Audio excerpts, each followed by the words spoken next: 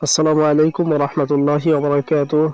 আমরা নিয়ত সম্পর্কে একটি হাদিস পড়ব। হাদিসটি হযরত উমর রাদিয়াল্লাহু আনহু থেকে বর্ণিত। তিনি বলেন, রাসূল সাল্লাল্লাহু আলাইহি ওয়াসাল্লামকে আমি বলতে শুনেছি যে ইন্নামাল আ'মালু বিন্নিয়াত, অর্থাৎ প্রত্যেকটি ভালো কাজই নিয়তের উপর নির্ভরশীল। অর্থাৎ আপনি যা নিয়ত করবেন আপনার জন্য তাই নির্ধারিত রয়েছে।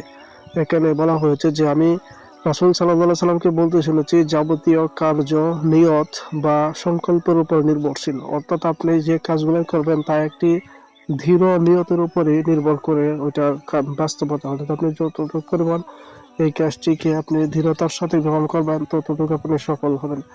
এরপরে বলা হয়েছে আর মানুষের জন্য তাই প্রাপ্য হবে যা সে নিয়ত করে, অর্থাৎ যা সে সংকল্প করে।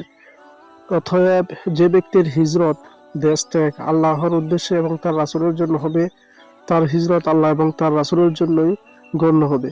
আর যে ব্যক্তির হিজরত পার্থিব সম্পদ লাভ কিংবা কোনো মহিলাকে বিবাহ করার উদ্দেশ্যে হইবে, তার হিজরত সেদিকেই গণ্য হবে। অর্থাৎ কেউ যদি আল্লাহর সন্তুষ্টির জন্য হিজরত করে তাহলে ওইটা ওই দিকেই গণ্য হবে। আর কেউ যদি কোনো দুনিয়াবী সম্পদ লাভ অথবা কোনো মহিলাকে বিবাহ করার উদ্দেশ্যে হিজরত করে তাহলে তার উদ্দেশ্য মানে ওই দিকেই তার হিজরতটি গণ্য হবে। অনেকেই দেখবেন যে বিয়ের বয়স হয়েছে এই জন্য অনেক মহিলারা অনেক মেয়েরা পর্দা করে, কিন্তু এটির মাঝেও কৃত্রিমতা।